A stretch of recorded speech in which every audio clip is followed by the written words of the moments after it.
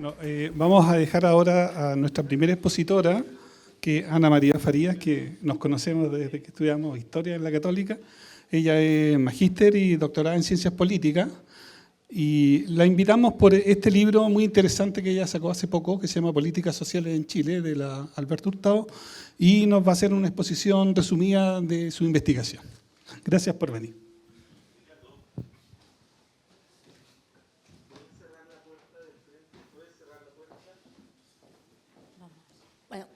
Buenos días a todas y todos. Primero, agradecer la invitación. Además, Ricardo acaba de decir que éramos compañeros de historia en la Católica, pero esa no es la razón, porque se acaba de dar cuenta que Ana Farías es la misma que la Piru, por tanto me invitó como Ana Farías y no como Piru, no sabía que yo era la misma persona. Y la verdad que nadie me dice Ana María. Alguna gente me dice Ana, pero para todos soy Piru, así que me presento, yo soy Piru, así que muchas gracias por estar acá y por este reencuentro con Ricardo. Cuando recibí la invitación me alegré mucho de que alguien lea el libro y me alegré mucho que fuera a la Universidad de Valparaíso, dije qué rico ir al puerto, pero bueno, está lindo, muy bonito acá y habrá que ir al puerto, me encanta Valparaíso. Muchas gracias. Bueno, de lo que yo les voy a hablar efectivamente es del libro y me gustaron mucho las palabras del director de la carrera, ¿no? Yo fui directora de la carrera de Administración Pública en la Alberto Hurtado 2 periodos, 6 años, creo que es más que suficiente, así que todo mi respeto. Y creo que sí, que lo que tenemos que discutir es el bienestar, ¿no? Yo creo que además no solo por un tema académico, sino que también por un tema del país en que vivimos, ¿no? Y bueno, toda la reflexión que yo hago en el libro tiene que ver con el bienestar, pero sobre todo sobre la inequidad en el bienestar, ¿no? Yo lo que voy a hablar es principalmente de cómo he analizado y cómo he investigado las inequidades en el bienestar en nuestro país. Voy a entonces empezar. Yo siempre digo que quiero hablar poco porque me gustaría mucho más conversar con todas ustedes, sobre todo viendo a gente joven que está empezando sus investigaciones, así que voy a tratar de no alargarme mucho, igual tengo harto tiempo, entonces ojalá que podamos tener harto tiempo para conversar. El libro, bueno, es este que trajo Ricardo, esto es lo que vamos a hablar, ¿no? Y la presentación que yo tengo tiene esta estructura. Vamos a hablar sobre el libro propiamente tal, como surge, los supuestos teóricos en los que yo me basé para hacer la investigación, la estructura del libro, además para incentivarlo, que lo lean, lo compren. No, está libre, ¿eh? Me di cuenta que está libre en internet, así que no es necesario que lo compren. Y sobre los resultados de la investigación, ¿no? Esa es la estructura de la investigación. Sobre el libro, bueno, ahí está, yo había traído una fotito, me pareció un poco pedante traer el libro. El libro es mi tesis de doctorado, ¿no? Yo soy licenciada en Historia, como decía Ricardo, y después hice un magíster en Sociología, en Ciencia Política, y terminé en el doctorado en Ciencia Política, y esa es mi tesis de doctorado en Ciencia Política, enchulada, como digo yo, ¿no? Porque la tesis es como del 2013 y el texto termina saliendo a la luz en una coincidencia fortuita, justo el 2019, poco antes del estallido, ¿no? Lo cual significó que tuviera bastante relevancia en términos de tratar de entender por qué había tanto malestar para el estallido. El texto revisa políticas sociales, ¿no? En siglo XX y siglo XXI hasta alrededor de esa época, ¿no? 2015. Y como les decía, el centro de mi interés está en lo que fue algo que no estaba evidente cuando yo partí con mi tesis de doctorado, que era el tema de la inequidad en el bienestar, que no es lo mismo que la desigualdad social, no es la desigualdad de ingresos, ¿no? De lo que yo les voy a tratar de hablar es algo que puede sonar muy fuerte, y es muy fuerte, que es como el Estado, ¿no? A través de las políticas públicas, a través de las políticas sociales, ha ido generando inequidad, ¿no? Entonces, una cosa es que sabemos que somos un país tremendamente desigual, inequitativo, pero yo no miro los motivos estructurales de la economía, de la desigualdad, del mercado, digamos, sino que lo que miro es el Estado, ¿no? El Estado y las políticas públicas y cómo eso genera desigualdad. Y por tanto, las dos grandes preguntas que guían la investigación, ¿no?, del libro, bueno, en parte de la tesis también, son sobre cómo se ha distribuido el bienestar y a quiénes le hemos distribuido el bienestar. Hago la diferencia entre la tesis, porque la tesis parte, una tesis de ciencia política, parte con otras premisas, ¿no? A mí lo que me interesaba, y que es el último capítulo del libro, y al ser el último capítulo del libro ya da cuenta de que pasó a ser claramente no el centro de la investigación, eran las reformas post-2000, ¿no? Porque toda la literatura de bienestar, yo no sé cuán familiarizados están, toda la literatura del bienestar de ese momento tomaba a Chile como un ejemplo de bienestar a raíz de las reformas del 2010 en adelante, ¿no? Cuando digo 2010 en adelante estoy pensando en la reforma de pensiones, con el pilar solidario, ¿no? Entonces eso se vio por parte de la literatura como el Estado chileno en gobiernos de izquierda, poderoso, volvía a tomar responsabilidades, gasto social, volvía a asumir un rol que había perdido con las reformas neoliberales en los 80, con las FPs y toda esa historia que sabemos, ¿no? Con las reformas del GES, del auge en ese momento GES, en que también, ¿no?, aparecía, revivía el Estado, asumía garantías, ¿no?, de derechos, era algo totalmente revolucionario. Chile crece contigo, ¿no?, derechos, ¿no? Todas estas reformas empezaban a aparecer como bichos raros en nuestra trayectoria neoliberal, ¿no?, con conceptos como derechos, enfoque de derechos, universalidad, garantías, etcétera, ¿no? También analicé la reforma educacional, no la de la gratuidad, porque todavía cuando yo estaba haciendo la tesis de doctorado no había, pero sí la de la LEGE, que era bastante menos lustrosa, ¿no? A nadie le gustó la LEGE, ni los que estaban a favor, ni los que estaban en contra, y no pasó a mayor gloria. De hecho, dudo que hoy día la elegiría como uno de los casos de estudio. Entonces, ese fue el origen, ¿no?, la tesis doctoral, estudiar si esas reformas efectivamente eran lo que la literatura en bienestar decía que era un cambio en Chile, Chile un ejemplo de universalidad, de vuelta al Estado. Y yo miraba y decía, a mí no me suena que sea eso, ¿no? A mí lo que me suena es que las ISAPRES siguen existiendo, las AFP siguen existiendo, la desigualdad sigue existiendo, y que en el fondo estos son, dicho así como bien, no es lo que dice el libro ni la tesis, no, pero eran como parchecitos porque si no la cosa iba a explotar, ¿no? Ese fue el origen de la tesis. Por eso digo, la tesis no parte con estas preguntas sobre la equidad, ni parte con las preguntas de cómo hemos distribuido y a quiénes le hemos distribuido el bienestar, sino que parte una forma de pelearme, académicamente por supuesto, con la gente que estaba escribiendo sobre las bondades del nuevo Chile, de las nuevas políticas sociales, y fue súper interesante porque toda gente que yo quiero mucho y que además estuvo en la comisión, ¿no? Yo, como un suicidio, pedí que estuvieran en la comisión de la defensa del doctorado con quienes yo me estaba peleando. Eso significó que la defensa duró como 4 horas y fue súper buena y súper interesante. Ahí parte, ese es el origen. Luego yo me doy cuenta que las reformas no son lo más importante, sino que efectivamente es esta, quizás mi beta historiadora, como la trayectoria de las políticas sociales que yo rastreé en estos 4 ámbitos, inicialmente, salud, educación, pensiones, infancia, empezaron a mostrarme que aquí había una responsabilidad del Estado histórica. Entonces, ¿dónde dejé? Bueno, entonces, esa es como la historia del libro, ¿no? ¿Cuáles son los supuestos teóricos? Y no digo marco teórico, pero más bien son supuestos teóricos en los cuales yo me baso. Son, por un lado, muy literatura del bienestar, ¿no? Ustedes conocerán a Spin Anderson, ¿no? Y toda la lógica de los regímenes de bienestar y cómo los regímenes de bienestar se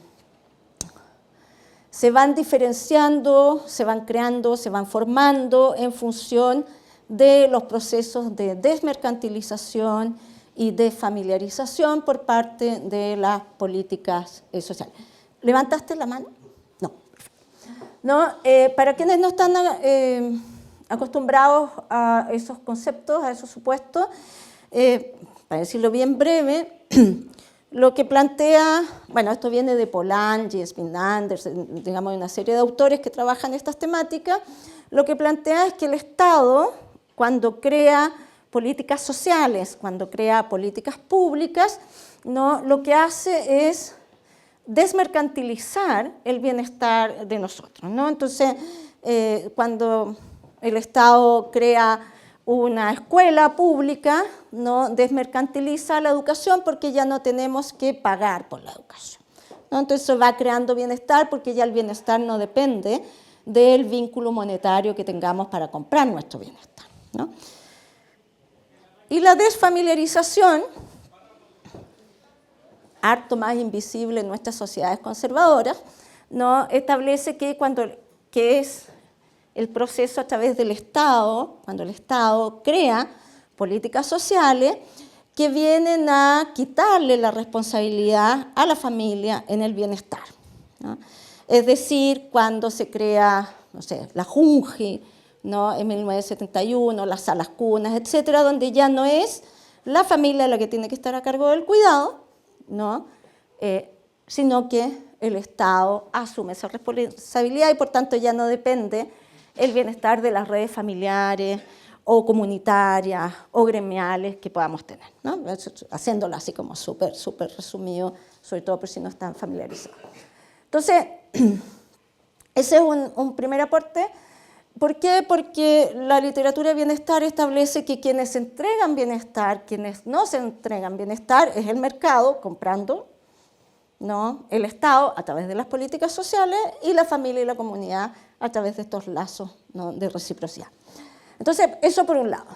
Luego, establezco como un eje bien importante del análisis esta separación entre el bienestar laboralista, y aquí uno de los textos maravillosos, si tienen la posibilidad de leerlo, es el de Julia Lynch, de 2006, ¿no? Donde ella establece que está muy bien lo que dice Spin Anderson sobre cómo repartir el bienestar, si lo repartimos a través del Estado, el mercado, la familia en este sistema. Ella se hace la pregunta sobre, ok, muy bien, los reparten estos tres entes, son estos tres entes los que nos reparten bienestar, pero ella dice, pero eso no responde a quiénes se les entrega el bienestar. Y Julia Lynch va a decir, en una revisión también bastante histórica, va a decir, mirando como siempre hacen estos, yo siempre digo, estos marcos teóricos que ocupamos, ahí tenemos una deuda, siempre están mirando, bueno, Europa, Estados Unidos, países anglosajones, y hay alguna literatura que aplica después esta teoría de América Latina, pero no son las fundantes. Y Julia Lynch va a decir, podemos entender que hay algunos estados que hicieron una elección laboralista, estoy haciendo todo muy resumido, que privilegiaron desde el inicio la formación de las políticas públicas a aquellos sectores adscritos al mercado laboral formal, ¿no? Y que en el fondo es nuestra historia, ¿no? O sea, los grandes sistemas de protección social, de seguridad social, sobre todo están pensando en el trabajador, ¿no? Entonces, ahí hay una serie, nosotros ustedes saben bien, ¿no? República de Bismarck, etcétera, ¿no? Nosotros, en general, nuestras políticas, entre comillas, sociales, parten como políticas laboralistas, ¿no? Y cuando nos enseñan en el colegio, la primera ley laboralista, o sea, la primera política social es la ley de la silla, ¿no? O leyes ligadas al mundo laboral. Y Lynch va a decir, sí, esa es una forma, pero hay otros estados que generan estructuras de bienestar de tipo ciudadana. y que no está focalizada en el mundo laboral, sino que ella le llama orientada a los jóvenes, en el fondo como para decir que no está orientada a los sistemas de pensiones y al mundo del trabajo, sino que son más abiertas, universales, ciudadanas, donde ¿no? niños, mujeres, jóvenes ¿no?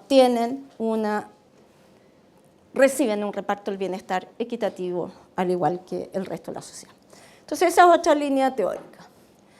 Luego, que después yo algunas de esas las voy a discutir, sobre todo la teoría de recursos de poder, que es la teoría que en general la literatura en América Latina y en Chile es la literatura historiográfica más fuerte que tenemos para explicar las políticas sociales, que es la fuerza de los partidos de izquierda y de los movimientos sociales, movimientos sindicales, para decir, gracias a esa fuerza se construyeron las políticas sociales, ¿no?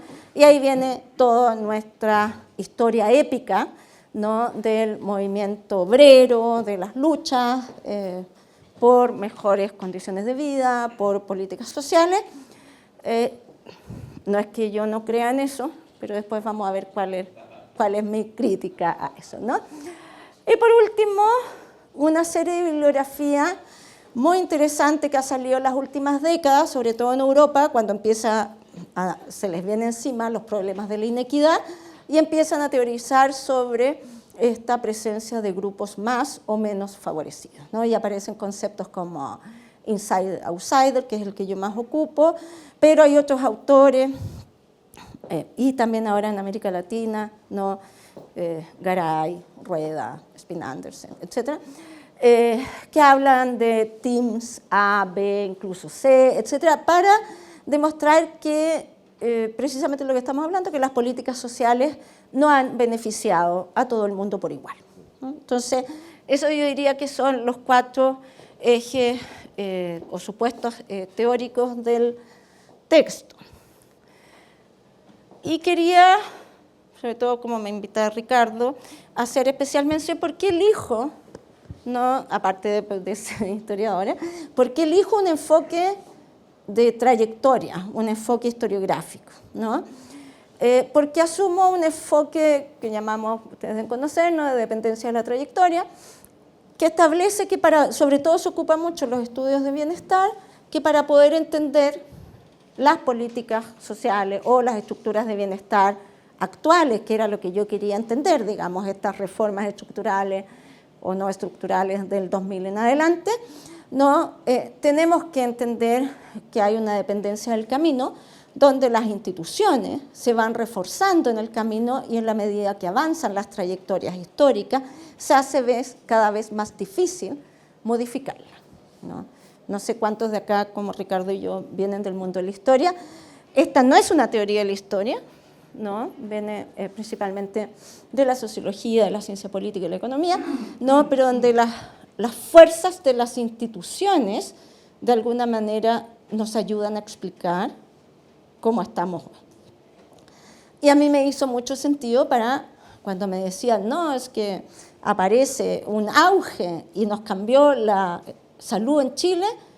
Sí, muy bien por el auge, si es que tienes la suerte de tener una de las 113 enfermedades y la edad y el género, etc.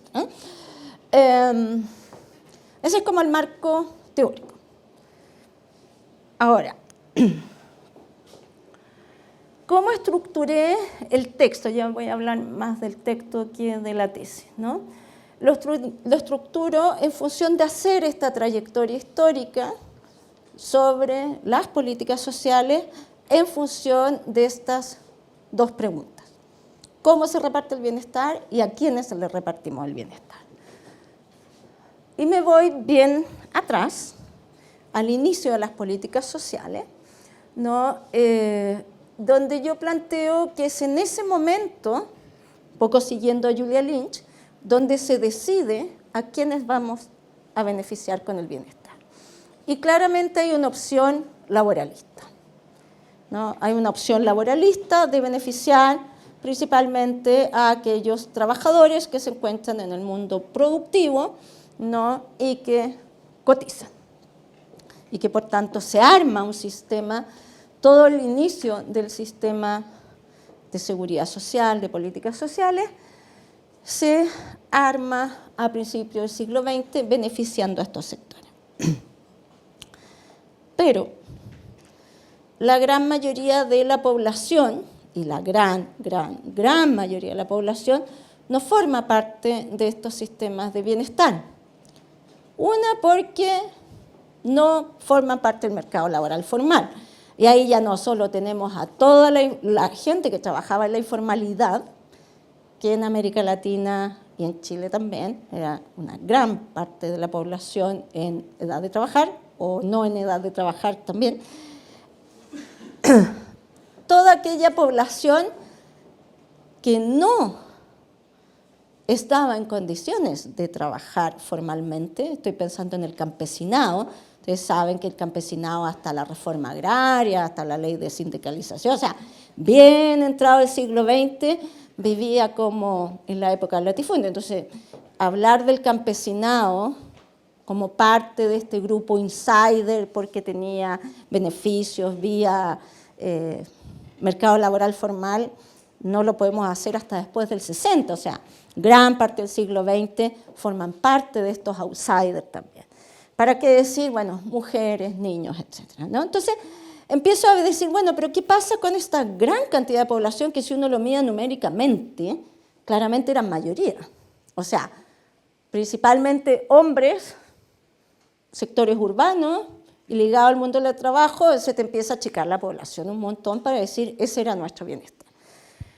Pero no es que este otro sector, el sector que yo llamo outsider, no es que estuvieran fuera de la mirada del bienestar.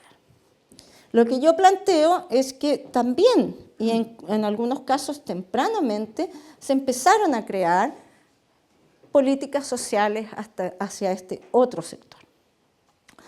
Yo en general me he dedicado en mi vida a trabajar en temas de políticas de infancia. Yo voy a poner el ejemplo de infancia.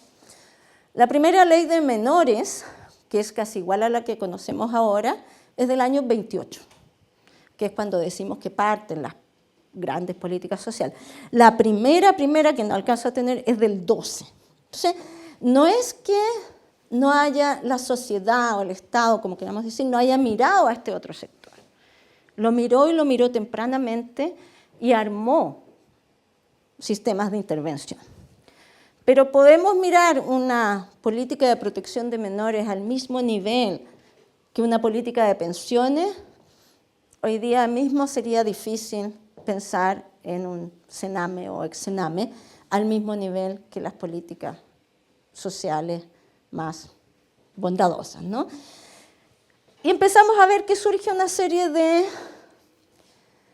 políticas sociales destinadas a este otro sector. Políticas que yo llamo principalmente de asistencialismo, de control social, hay otros colegas que hablan de higienismo, ¿no? Etc. Entonces, yo digo, el Estado desde temprano genera esta distinción, ¿no? En términos de a quiénes voy a beneficiar y en términos de cómo hay un fuerte privilegio de un régimen corporativista. Es decir, con fuertes niveles de desmercantilización hay un aumento, ¿no? un inicio de políticas sociales bastante fuerte, pero fuertemente conservadoras, es decir, con pocos niveles de desfamiliarización, hasta el día de hoy, digamos, sigue siendo el tema,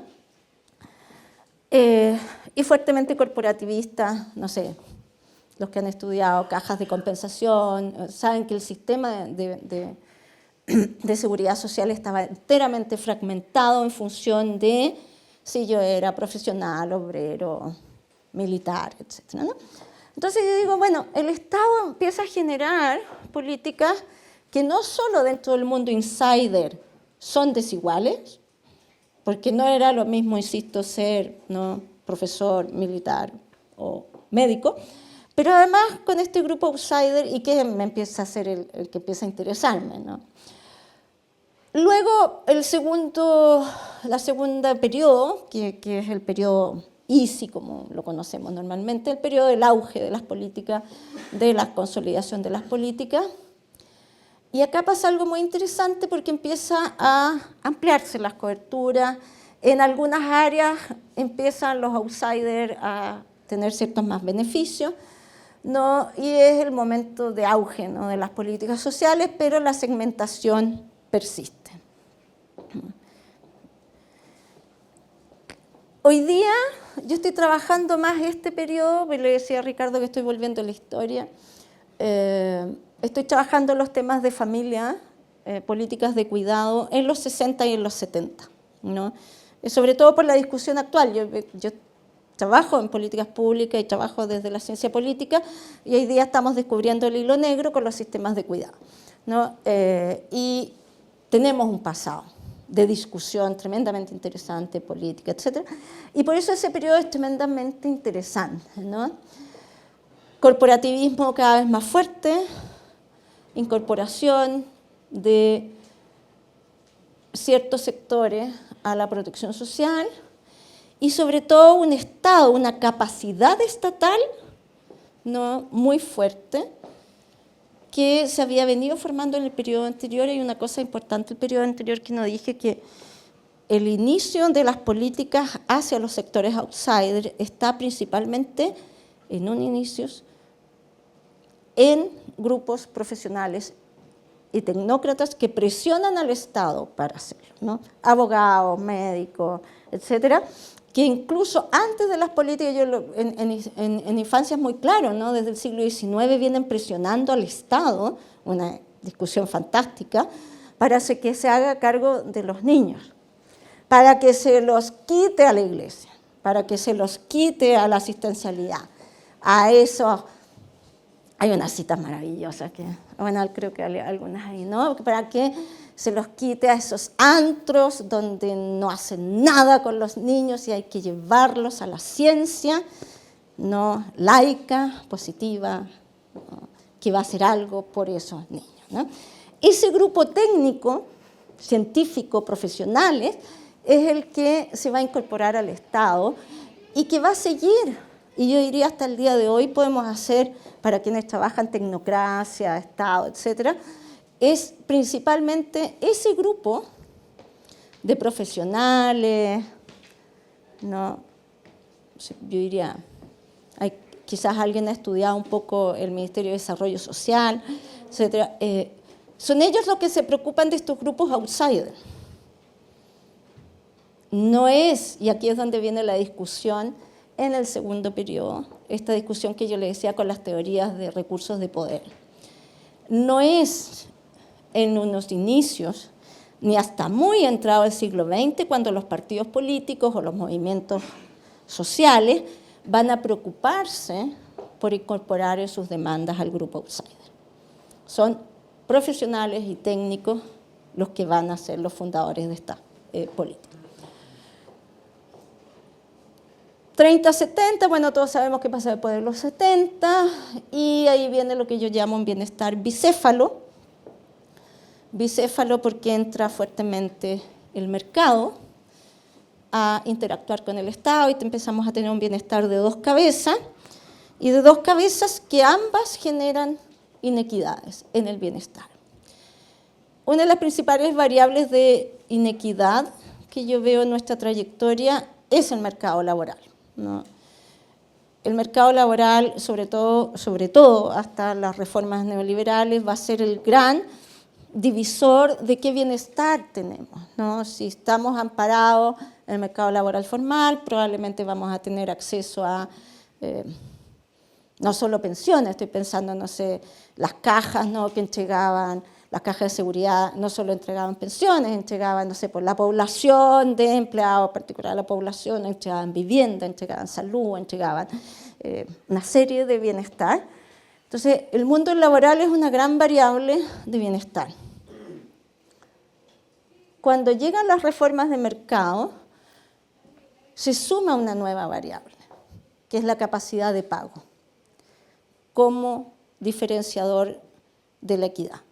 No desaparece la del mercado, o sea, hasta el día de hoy, en general, está muy probado de que la gente que trabajamos con un contrato vamos a tener mejor bienestar, pero eso le suma capacidad de pago en los 90, ¿no?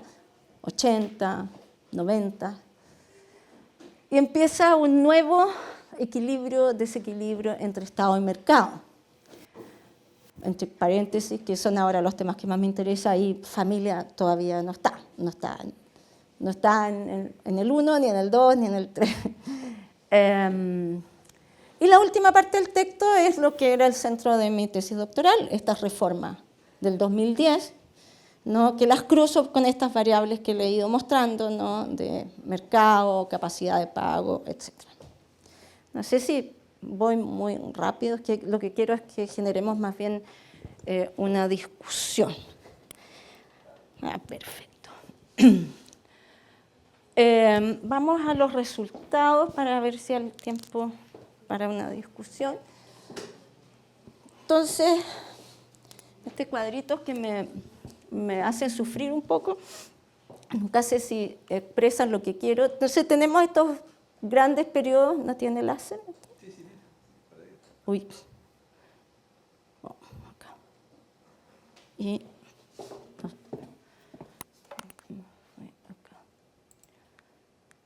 entonces, tenemos por un lado la pregunta de cómo integramos el bienestar, ¿no?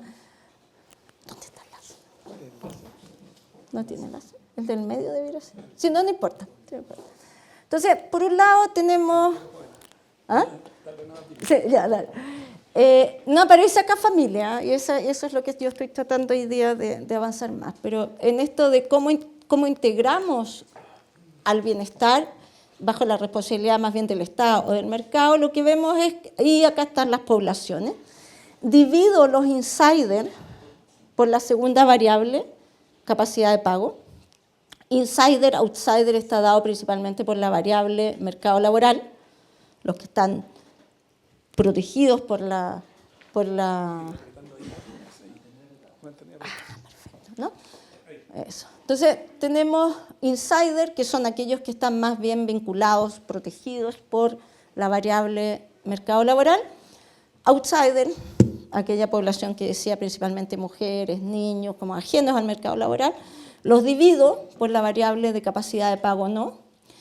Y veo la responsabilidad de quienes han estado en integrarlos al bienestar. Entonces, lo que vemos es que previo a las reformas neoliberales vemos el Estado fuertemente presente con distintas políticas, no las mismas, unas más aquí de asistencialismo, de control, pero bastante fuerte. Y luego con, ¿no? Bueno, y el mercado siempre está en quienes tienen capacidad de pago, ¿no? Siempre quienes tienen capacidad de pago pueden comprar su educación, la educación privada siempre ha existido, la salud privada también, etc., ¿no? Luego lo que vamos a tener en términos de el cómo, de Spinant, la pregunta de Spinant, ¿no? En las reformas neoliberales vamos a tener que el Estado, y esto es bien paradójico, ¿no? Porque uno se imagina el Estado neoliberal como el menos social, entre comillas, y lo es, de hecho. Pero ¿con quién se queda el Estado a partir de las reformas neoliberales? Solo se queda con los outsiders, con políticas estrictas de focalización, sobre todo en los 80.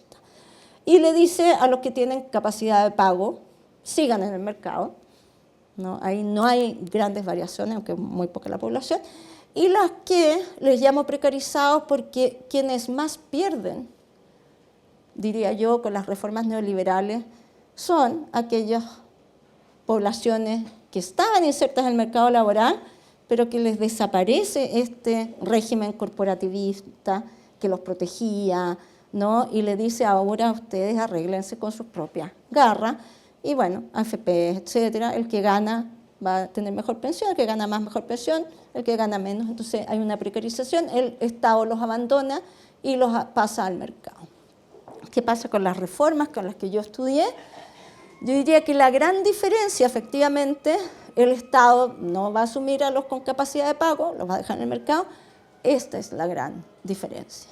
Empieza a generar políticas sociales hacia los sectores que llamamos normalmente medios o medios bajos, ¿no? Y a ellos son los que va a favorecer principalmente las reformas post-2000, GES, pensiones, etc. Los outsiders es la estabilidad máxima del Estado con políticas asistencialistas y controladoras diría yo, hasta el día de hoy. Eso en términos de las preguntas de cómo integramos. Respecto a quiénes, vamos a ver si me va a funcionar esto, pero es un poco más complejo. Tenemos la teoría de Power Resource, partidos políticos y sindicatos, ¿no? Como quienes los propulsores del bienestar. Y yo creo que eso funciona muy bien para la población insider. Por eso yo decía, no es que me quiera pelear con nuestra historia épica del mundo obrero, salitrero, portuario, pero funciona muy bien para el insider. Pero ¿qué pasa con los outsiders? Y aquí trato de hacer una trayectoria. Digo, en un inicio fueron las élites profesionales y tecnocracia, no, la salud pública, los abogados, etcétera, que se preocupan de... Ups, esto se fue muy mal. Está complicado. Se preocupan de estos sectores marginales, o como queramos llamarlos, ¿no? Los partidos políticos y los sindicatos, en sus incumbentes, podríamos decir, ¿no? En quienes participa el mercado laboral, quienes se organizan en sindicatos, etc. Y con el tiempo no van a ir la capacidad estatal, los sindicatos, los partidos incorporando cada vez más en sus preocupaciones y en sus políticas sociales al mundo outsider. Va a venir, las élites profesionales van a desaparecer por fuera del Estado, como quienes entregan benefactores, y se van a ir incorporando progresivamente al Estado. Va a llegar el golpe, va a desaparecer la acción en términos del bienestar de los partidos políticos y los sindicatos, y el Estado se queda con los outsiders, focalización absoluta. Luego no vuelve la democracia, y aquí esto me parece súper interesante, como las reformas que yo estudio en general, GES, pensiones en general, no vienen de la demanda, y ahí la gran ruptura, no vienen de demandas de partidos políticos ni movimientos. No había grandes marchas por el GES, no había grandes marchas en contra de la AFP cuando fue la reforma de pensiones del 2008. Es la capacidad estatal, ¿no?, de un amigo del presidente Lagos que trabaja en la OMS, que dice, uy, hay que hacer un GES, porque si no esto va a explotar, o de un Arenas, ¿no?, que después fue ministro, que hace su tesis doctoral sobre el sistema de pensiones y dice, ups, esto va a explotar, hay que hacer una reforma. No son los partidos políticos, los movimientos sociales. Eso. Hasta ahí, ¿no? Hoy día estoy tratando de incorporar familia y ver cómo las políticas hacia las familias, que sí han existido históricamente, cuando, no sé si ustedes fueron, y con eso termino, una exposición que se hizo, esto se quedó pegado, una exposición que se hizo a raíz de los 50 años en el Centro Cultural de la Moneda sobre el diseño de la Unidad Popular. Era bellísima, y ahí yo vi una cantidad de niños, de políticas hacia los niños, etc. Y yo dije, no, acá hay que mirar esto. Me volvió pelienta en ese mismo momento, ya lo era, obviamente. Y yo creo que ahí hay algo que hay que indagar. No estamos ahora con las políticas públicas del sistema de cuidado, no estamos partiendo de cero, hay toda una historia. Eso, me interesa mucho la pregunta, creo que me alargué más de lo que pensaba. Nos quedan 10 minutos de comentar y preguntas. Gracias, Pino, un aplauso. Gracias. ¿Se escucha? Sí. Hola, Ana María, gracias por la presentación. Mi nombre es Diego Barría. Quería hacerte una pregunta sobre los actores, porque en el último cuadro, ¿por qué no incorporaste a los militares? Lo pregunto porque, claro, si uno piensa la experiencia de Pinochet, como podría decir que es contraintuitiva, pero si piensa la revolución de septiembre del 24, en realidad, con con el fin del periodo parlamentario empezaron a surgir los ministerios sociales. O sea, Sí. se va Alessandri y al mes se crea el Ministerio de Agricultura, se crea el Ministerio de Higiene, Sí. y eso los médicos lo habían pedido hace mucho tiempo y no se había podido hacer. Y Sí. los militares fueron el elemento, suena paradójico, pero gatillador Sí. de este Estado social. Entonces quizás sería como interesante explorarlo. Yo entiendo, claro, desde el 73 en adelante, No, es como, ¿qué estaba hablando? Sí. Pero cuando uno mira, y la misma tradición de las Fuerzas Armadas, esa trayectoria que se quebró, era bastante era súper estatista y pro intervención estatal para precisamente estos outsiders. Sí. Ya, agarré tu apellido, pero no tu nombre. ¿Matías?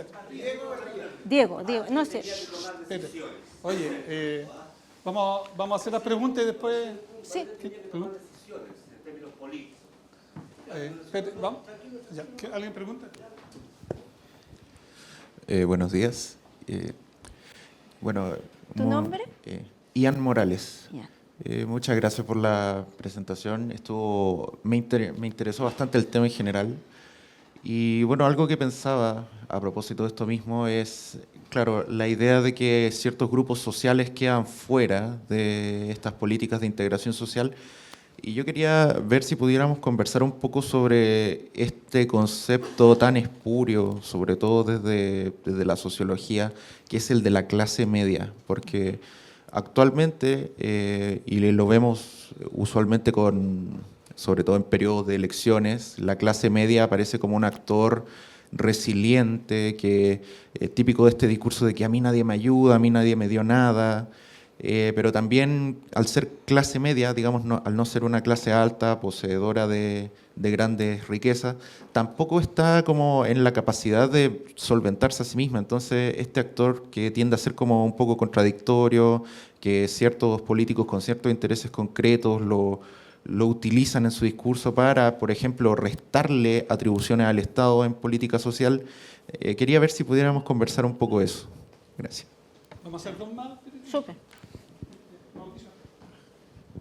Muchas gracias. Bueno, saludos, buen día. Muchas gracias por la exposición, Mauricio Rodríguez, académico. Y claro, es más o menos en la misma línea de la pregunta anterior sobre la clase media, cuando tú hablas de los insiders, ¿cierto? Y de alguna otra forma que están mucho más complicados y con esta cuestión bicéfala del Estado y mercado, ¿cómo quedan también, sobre todo, aparte de lo que justo dijo acá en el comentario en la pregunta anterior, que quedó muy de manifiesto con el tema de la pandemia? Entonces, de alguna otra manera, ¿cómo la clase media o middle class, como le llaman también, puede tener ciertos apoyos desde esta perspectiva bicéfala entre el Estado y el mercado? Así que eso sería. Muchas gracias. Muchas gracias. Hola, buenas. Gracias por la exposición. Mi nombre es Jorge y tengo una pregunta que puede ser un poco fome porque es como más taxonómica, pero que tiene consecuencias analíticas interesantes. ¿Por qué tú separas las élites profesionales tecnócratas de los partidos políticos? Y te lo pregunto porque efectivamente yo diría hasta hace muy poco, probablemente hasta el 2008 o hasta 2008, cuando se crean las becas Chile, prácticamente todas las becas, por ejemplo, de doctorado, etcétera, son becas políticas, ¿no? Es decir, son agenciadas por los partidos para los cuadros que son potencialmente futuros ministros, futuros, etcétera. Entonces, esa es la pregunta, ¿no? Digamos, ¿por qué tú haces la separación y no pones a las élites como una subcategoría dentro del otro actor, del actor importante que serían los partidos? Súper. Ya. Había una pregunta arriba antes. ¿Alguien está? Sí. Pero juntémoslas todas. No, la mía bien al hueso. La misma Julia Lynch ha estudiado que hay una cierta relación entre modelos de desarrollo, de crecimiento, ¿no?, y tipos de políticas sociales. Y lo otro que me di cuenta es que también hay una correlación, o se puede establecer una correlación, entre tipos de estado de bienestar, por decirlo de una manera, y estructuración del financiamiento de las políticas, ¿no? Si son de origen privado, público o mixto el financiamiento. En el caso chileno, ¿tú podrías plantearse la tesis de que no ha habido esa correlación? Es decir, que distintos modelos de desarrollo han seguido teniendo los mismos tipos de provisión de políticas públicas. Como pregunta, ¿no? Pequeña pregunta. Un estudiante también pregunta. Hola, buenos días o buenas tardes. Buenos días.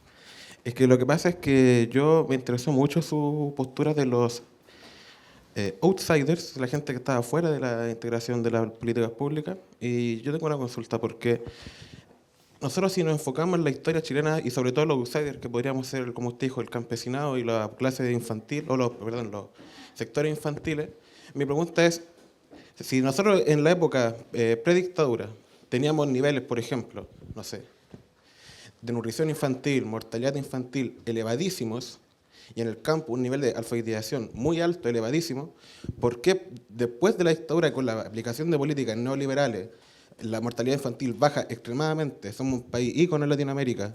¿Por qué cuando después de estas políticas neoliberales que supuestamente dejan fuera a estos sectores son tan beneficiados? O sea, ¿en qué momento Chile cae con un desempleo tan bajo? Chile tiene una inflación tan baja, la nutrición infantil 1% después de la dictadura, 2%, alfabetización casi inexistente, rasgo infantil inexistente. ¿En qué momento cuando un Estado, o como usted expuso, políticas que no están enfocadas a los sectores outsiders, un Estado lo toma, un Estado neoliberal que está basado en el mercado, lo toma, baja tanto? ¿Por qué la política que no está destinada a ellos resultaron tan beneficiados? Yo un último paréntesis. Cuando usted habla de la... Perdón, es que aquí está el apunte. Desmercantilización del proceso, yo le planteo la pregunta a usted cuando el Estado asume y se hace cargo, por ejemplo, la educación, ¿por qué cuando un papá, cuando usted dijo que se mercantiliza, por tanto se le quita la carga a un papá o una mamá de un alumno, ¿por qué se hace tan mal? ¿Por qué en la medición que tenemos nosotros de colegios, que es la PSU o PAES actualmente, de los 100 colegios que están en el top, 97 son particular pagados y solamente 3 son públicos? O sea, un papá no estaría más preocupado de mandar a un hijo a un colegio público que a uno privado, que está en un mercado. Esa es mi pregunta. Muchas gracias. Yo creo que tu primera pregunta te la va a responder después Manuel. Bien, muchas gracias por las preguntas, tremendamente interesante. A ver, voy a tratar de partir en orden, no sé si puedo contestarlas todas igual. Sí, los militares en la década del 20. A ver, yo trato de, no es una excusa ni mucho menos, pero trato de establecer grandes, digamos, sectores más que individualizar grupos específicos, ¿no? El caso de los militares, yo veo en los militares de los 20, ¿no? Los mismos procesos que veo con esto, que además se va a juntar con la otra pregunta, sobre como la capacidad estatal, ¿no? Como aquellos, finalmente los militares, claro, ellos tienen una doble, uno podría decir una doble identidad, porque ellos, por una parte, hacen una reivindicación gremial, ¿no? O sea, por un lado están como un gremio, como parte del corporativismo de la época. Eso, exactamente, ¿no? Entonces, yo, por un lado, uno podría admirarlos como parte de una capacidad estatal que va ampliando y que les va entregando más poderes, pero su reivindicación es principalmente como una reivindicación de recursos de poder, digamos, ¿no? Es como si fuera un movimiento de base más. No lo veo tan distinto como al movimiento sindical, salvo que son militares. Pero tú tienes razón, o sea, yo no hago un ojo en ellos, ¿no? Indudablemente son una coyuntura crítica que van a hacer un cambio, pero no cambian la estructura. O sea, lo que ellos están pidiendo son políticas laboralistas, no son políticas hacia este sector de outsiders, ¿no? Entonces, yo lo sumaría en el cuadrito en lo que son sindicatos y organizaciones de base, lo que pasa es que están dentro del Estado, ¿no? Ahora, ¿por qué logran tener ese poder? Yo creo que precisamente porque están dentro del Estado y son militares, si no habrían sido un movimiento sindical más, ¿no? Pero claramente es una coyuntura interesante de analizar. Sí, por supuesto. Desde una perspectiva comparativa, en casi todos lados, o sea, no en casi todos lados, pero también hay otras experiencias de militares que también abren la llave, en otros países de América que abren la llave del Estado social, entonces... Sí.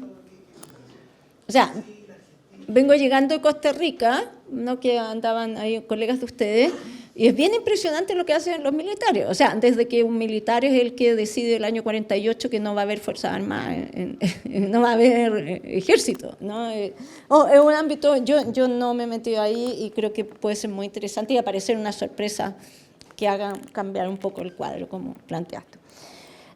Ian, respecto a la clase media, y que además también se planteó después, yo no ocupo en general por las mismas razones que dices tú, ¿no?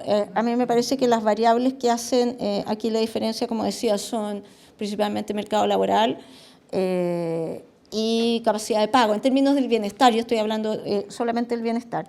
Ahora, ¿por qué? Que yo siempre hago un ejercicio en mis clases y digo, por favor, levanten la mano quienes son de clase media. Háganlo, por favor. ¿Quiénes son de clase media en esta sala? Bueno, yo creo que ahí ustedes tres no, pero en general siempre me pasa. Y hago clase en la Católica. Por eso digo, quiero darle la razón a Jan, ¿no? Yo hago clase en la Católica, y hago clase en la Bertustao, y hago clase en la Chile.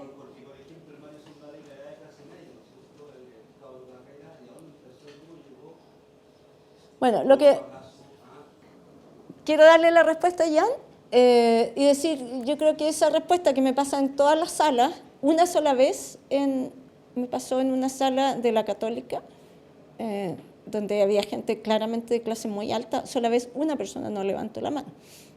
Y era cosa, lamentablemente en nuestro país funciona así, era cosa de mirarlo y decir, sí, no tenías que levantar la mano. Había mucha otra gente que no debería haber levantado la mano. O sea, yo coincido contigo. Ahora, yendo al tema que tenía también que ver con lo mismo, que son los insiders, ¿no? Yo acuño este concepto principalmente de Rueda 2005 y que tiene que ver con los beneficios que se tienen en función de su permanencia principalmente en el mercado laboral, ¿no? La idea de insider es aquellos que han sido más beneficiados por las políticas públicas. Es una distinción que viene desde el bienestar y no desde los estudios de clase social ni de términos como más políticos tampoco, ¿no? Es simplemente desde el bienestar y creo que me han sido útiles para establecer. Ahora, cuando me meto con los outsiders es cuando me queda ahí ya mucho más complicado, porque, por ejemplo, mujeres que sí están en el mercado laboral formal, ¿no? Y que son pobres. Entonces ahí uno dice, ups, como que se me desarma la categoría. Pero en términos de clase media yo estoy totalmente de acuerdo contigo de que no es una clase, no nos sirve para analizar bienestar. Por lo mismo, porque no hace la distinción. Ahora, lo que sí yo creo, que es lo que decía a raíz del cuadro anterior, ¿no? Es que uno podría de alguna manera identificar, no sé dónde está el cuadro anterior, ahí.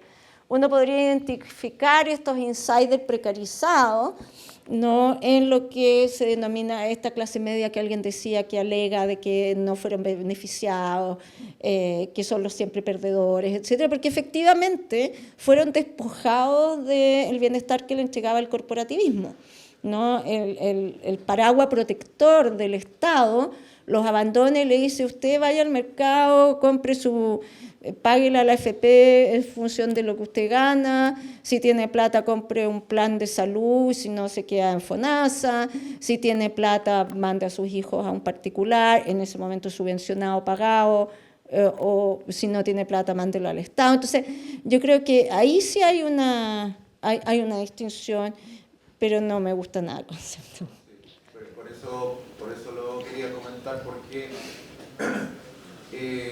claro, clase media, incluso en la sociología histórica, se habla de la vieja clase media, que son los funcionarios, los profesores, y ahora se habla de la nueva clase media, que son como los emprendedores y cosas así. Entonces, teníamos como esta clase media formada al alero del Estado, que tenía, no sé, sindicatos, que tenía colegios profesionales, que tenía hasta, no sé, centros de vacaciones, y tenemos, después de cierto tiempo, una clase media que es la que se hace a sí misma y, claro, la que despotrica muchas veces contra... Y con toda razón, ¿eh? Porque si uno lo mira, fueron protegidos, tuvieron una serie de protecciones, y después el Estado neoliberal no los abandona y se queda con los sectores más, decimos, vulnerables hoy día, pero con unos códigos estrictos de focalización, donde ahí no entra ni clase media baja ni muy baja, digamos, ¿no? Eso. Jorge, ¿no? Tú preguntabas por los modelos de desarrollo. Espera, ¿dónde está Jorge? Modelo de desarrollo. No.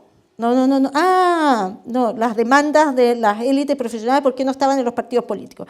Súper interesante a discutir. A ver, cuando yo hablo de partidos políticos, hablo principalmente como de sistema de partidos políticos, institucionalización de partidos políticos, hablo como de no de las personas militantes de partidos políticos, ¿no? Hablo de los pliegos de peticiones de los partidos políticos como movimientos, ¿no? como agentes de presión frente a ciertas políticas sociales y de inclusión de ciertos sectores. A mí no me cabe, y de hecho yo soy de las personas más en contra de decir profesionales o técnicos son neutrales, no lo son, ¿no? O sea, en general todos los que, y hablando sobre todo de las últimas reformas, quienes han estado a cargo son personas que son militantes de partidos políticos, ¿no? como Arenas, etcétera, pero no es una demanda del partido político. No es una cosa orgánica. De hecho, es muy interesante, y me tocó entrevistar a gente del Partido Socialista frente a la reforma del auge, y cómo se pelearon entre ellos, pero a morir. O sea, el Partido Socialista estaba absolutamente en contra del auge, porque era neoliberal, porque era el GES, porque la ministra de Salud del Partido Socialista, Michelle Bachelet, estaba contra, ¿no? La reforma del auge, porque lo que estaban, ella, Janet Vega, Barría, todo este grupo del socialismo, de la salud pública, ellos decían, no, o sea, lo que hay que acá fortalecer es la salud pública, no generar voucher, porque las personas vayan a una clínica privada y, bueno, que es lo que un poco como estamos viendo ahora, y el Estado termine pagándole cama, pabellones, etc. Entonces, cuando yo hablo de partidos políticos, es como la orgánica del partido político, como demanda de los partidos políticos, y no individuos, ¿no? Finalmente, Michelle Bachelet la sacan del Ministerio de Salud, porque estaba en contra del auge. Le hicieron un gran favor, se subió al tanque, todos sabemos lo que pasó, ¿no? La mandaron a defensa, pero la sacan porque ella no estaba a favor. No era un tema de partido. El colegio médico, donde gran parte de su dirigencia era el Partido Socialista, no sé si recuerdan, los que tenemos más años, salió a marchar a las calles contra la reforma del auge. Entonces, a eso me refiero. Eso ahora, y solo para terminar. Ahora, ¿por qué hago la diferencia antes y pasa la flechita que no sé si va a aparecer en algún momento ahí? Es porque esas élites profesionales y tecnócratas están pensadas principalmente en el periodo previo a la constitución de las primeras políticas hacia los outsiders, ¿no? Todo el movimiento, por ejemplo, los abogados que hicieron para crear, ¿no?, los sistemas de protección de menores, todos los movimientos que hicieron, no sé, médicos, trabajadoras sociales para crear las políticas sociales asistenciales hacia la familia, de higiene, etc. A eso me refiero, que después se integran, ¿no?, al Estado, ¿no? Eso un poco. Pero tú querías decir algo. No, solamente, claro, lo que pasa es que claro, hoy en día pensar que un partido político es orgánico es una fantasía, creo. Y lo otro que también, por ejemplo, claro, partidos políticos, pero en el fondo los gremios. Es decir, tú has mencionado Sí. dos gremios. Sí. De hecho, lo que yo planteo, no alcancé a decirlo, y lo que yo planteo en una lógica mucho más politológica, es que cómo entender estas 4 grandes reformas que yo estudio es principalmente lo que tú acabas de decir, ¿no? O sea, la debilidad del sistema de partidos políticos, ¿no?, en términos de institucionalización, en términos de vínculo, ¿no?, con la ciudadanía, hace que el protagonismo que tuvieron en esta historia épica de formación de políticas sociales, ¿no?, en todo el modelo ISI, no lo tengan. Y por eso, principalmente mi tesis es que el sistema de partidos políticos, de vuelta a la democracia, desaparece como un actor importante en términos del bienestar, ¿no? Y por eso se traslada, y no se traslada a los técnicos y profesionales, se traslada a la capacidad estatal, ¿no? O sea, quienes hacen las grandes reformas son dentro del Estado, no sé, gente en el Ministerio de Hacienda, gente en el Ministerio de Salud, gente en el Ministerio de Economía, son los encargados de hacer la reforma, ¿no? Hoy día, yo no sé, hoy día estoy yo pensando, por ejemplo, las reformas de pensiones. ¿Quiénes están detrás de la reforma de pensiones? ¿Es la capacidad estatal, no? ¿O es una ministra Jara del Partido Comunista? ¿O es el Partido Comunista porque la ministra Jara es comunista? Ahí es donde empieza esa zona gris que habría que investigar un poco más. Un momento, voy a terminar de contestarle a los demás. Modelo de desarrollo, tipos de bienestar. Perdón, ¿quién había hecho esa pregunta? Porque que se me perdió un poco. ¿Ah? Eduardo, no, sí, estaba pensando en... si me puedes dar alguna pista. Había una correlación. Lynch. Modelo de desarrollo. Sí, Y que además eso es del sistema de partido político. entre la composición del gasto, Sí, ¿no? Modelo sí. de desarrollo y también composición del gasto. Cuando el gasto en políticas sociales en Chile, ¿eso está correlacionado? Sí, ¿Cambió sí. el modelo de desarrollo? ¿Cambió la forma de financiamiento de las políticas públicas? Sí, yo tengo a ver, yo creo que el cambio de modelo de desarrollo, César está llamando. El cambio de modelo de desarrollo, de un modelo ISI a un modelo neoliberal, indudablemente cambió el bienestar. O sea, no me cabe duda que sí hay un cambio y hay una correlación. Y yo creo que la principal correlación, uno, que fue un mazazo al corporativismo. O sea, Spinander se ha planteado que América Latina, ¿no?, y bueno, Chile en particular, era un régimen tremendamente corporativista. E incluso Spinander se equivoca porque dice cuando se establece un régimen de bienestar, y precisamente por la trayectoria del camino, nunca más va a dejar de ser un tipo de régimen de bienestar, no sé, sea corporativista, socialdemócrata o liberal, ¿no? En el caso de América Latina se equivoca rotundamente. Tuvimos cambio de modelo de desarrollo y tuvimos cambio de modelo de desarrollo y se pasó de un régimen de bienestar corporativista a un régimen de bienestar neoliberal con todas las consecuencias que eso tiene. O sea, yo creo que claramente el modelo de desarrollo afecta, ¿no?, el tipo de régimen de bienestar. En el caso de Chile, ¿no?, en términos de la inequidad en el bienestar, yo creo que le sumó esta variable de capacidad de pago que no estaba tan presente en un modelo de desarrollo ISI, ¿no?, donde el Estado corporativista te podía proteger aunque tú tuvieras un sueldo mucho más bajo que tu colega, entre comillas, de tu mismo corporación, tu mismo grupo, que ganara mucho más, pero tu bienestar no iba a ser muy distinto.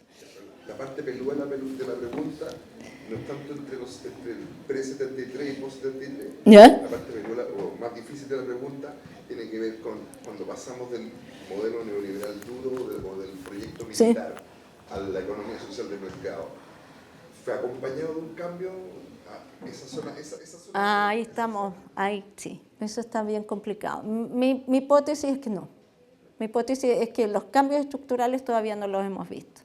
Y que lo que sí hemos visto, y quizás Clau debería haber cerrado con eso, lo que yo planteo es que no hay cambios estructurales, no hay cambios como en términos de la estructura del bienestar, que sigue siendo muy liberal, y lo que sí hay cambios es en mayor bienestar de la población, pero bajo la misma estructura. ¿Qué quiere decir eso? Que tiene que ver con otra de las preguntas que hacía el joven de atrás, ¿no? Que es decir, ¿cómo entender que tenemos mejores indicadores sociales? Y no es que sea durante, ahí aprovecho de responder las dos cosas, seguimos con procesos típicamente liberales, o sea, focalizados, subsidiarios, individualizados, la política pública sigue siendo bajo la misma estructura, ¿no? Pero la focalización se amplió. Entonces las coberturas de focalización ya no son, o sea, los criterios de focalización a las coberturas ya no son del 10% y no hay que ser así pobre porque a los Hayek, ¿no? Hay que entregarle algo porque si no se va a morir de hambre. Entonces hoy día tenemos coberturas con una pensión universal de un 90%, que le llamamos pensión universal, y que tiene bastante de universal, pero tiene un criterio de focalización, ¿no? Y uno diría, bueno, es focalizada, no es focalizada, es otra discusión, pero en general todas las políticas focalizadas se fueron ampliando en su cobertura, ¿no? Del 40 al 60, la gratuidad, jardines infantiles del 20 al 40 al 60. Entonces tenemos mayor bienestar, ¿no? Tenemos el GES, tenemos pensión universal, pero están tremendamente segmentadas. No es lo que Lynch diría una estructura de bienestar ciudadana. No, entonces creo que por ahí. Ya estamos súper pasados en el tiempo. Vamos con la última. Los indicadores. Yo, tu nombre creo que no lo dijiste. Ezequiel. Yo creo que los buenos indicadores, los buenos indicadores no son precisamente de la época del neoliberalismo, ¿no? Los buenos indicadores vienen, ¿no?, precisamente del segundo periodo de consolidación de las políticas sociales. O sea, la baja en la mortalidad infantil se empieza a construir con las políticas, ¿no?, del binomio madre-hijo, ¿no?, y empiezan a tener sus resultados progresivamente, ¿no? Los indicadores de educación pasa lo mismo, ¿no? O sea, la creación de la educación pública, que se refuerza mucho en los 50, 60, 70, van a empezar a tener, ¿no?, los indicadores. Entonces, no veo una correlación entre un régimen neoliberal y mejores indicadores sociales. Lo que sí, no, yo creo, y ahí sí creo que el hecho de que el Estado se quedara con los sectores más vulnerables hace que esos sectores más vulnerables no colapsen, ¿no? Pero no veo esa relación. Ya. Con eso termino, perdón lo que me haya alargado. No, está bien. Doy un aplauso a Viro, le agradecemos. Muchas gracias a ustedes. Vamos a hacer una pausa de 10 minutos para un café que tenemos preparado afuera para continuar con la siguiente exposición. Muchas gracias.